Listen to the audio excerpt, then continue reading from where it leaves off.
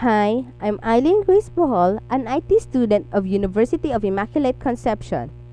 I will show you how to create a pivot table and a pivot chart.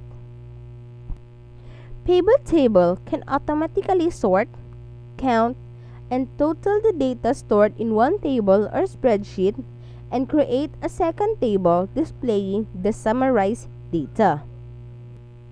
For this example, I have here a sales report. I have listed some products, the customers who brought these products, and the sales for first quarter until to the fourth quarter. To summarize this huge data, we will use a pivot table. So to start off, just click any cells inside the table and then click Insert and Pivot Table. The Excel chooses all the data inside our table. In a dialog box, it shows us the range of the data that she chooses to analyze. And then you have two options where your pivot table will be placed, in a new worksheet or existing worksheet. For this example, I will choose New Worksheet and then click OK. So here in our second worksheet, you can see on the left side a blank pivot table, in our right side a pivot table field list, and here are the list of headlines in our first sheet. To start your pivot table, you must tell the Excel what the data that you want to be appeared in your pivot table. So here, you can place the data that you want to appear in our pivot table. A report filter will show only what the data that you want them or that you want to be placed in your pivot table. The row labels, the data will be shown in a row, and the column labels, all the data will be shown in the column, and the values most often are numericals. So for this example, I will select the product in a report filter. So just simply drag the product inside the respective box. So our pivot table started. So here, the product chooses all. You have a lot of choices. So here, you can choose either one of them, or you can choose two or more. Just select this, select multiple item box. Then you can choose either of them. So, and then to this customer, I will place it in a row label. So here, you can see the list of names that in our first sheet appeared.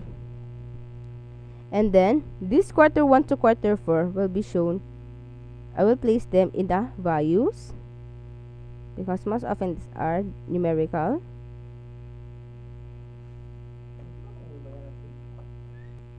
So here's our pivot table with the sum of quarter 1 until to the quarter 4. As you can see, here in our pivot table, all are arranged according to the respective name. Below of them is a grand total. The pivot table also make sum of the cell. So the Excel also, the pivot table will grant us the grand. How about you want the sum of quarter 1 and the quarter 2 will be disappear in our table. So just simply drag the item, or here the value, inside our sheet or any, or you just simply unclick this, click mark, so it will be disappear. To back them in the proper places, just simply drag and drag. So here they are not arranged because the first thing that appear here is the sum of quarter 3. So in our table, it also sum of quarter 3. How about I will choose only a single item, like Philomix. So these are only the persons who brought Philomix, and their sales were 3, 4, 1, and 2. How about you want this decimal point will be disappeared or round off? So just simply highlight the items, then right click and then format cells. You can format them in your own choices. So there's a number. You can also change their alignment, their fonts, the border, how thick, and you can fill them with colors. It's your own choice, and then the protection. So in our example, we will minimize all the decimal point. So number and then number.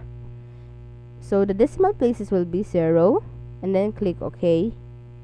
So here, as you can see, all the decimal points are disappeared. How to make a chart out of this?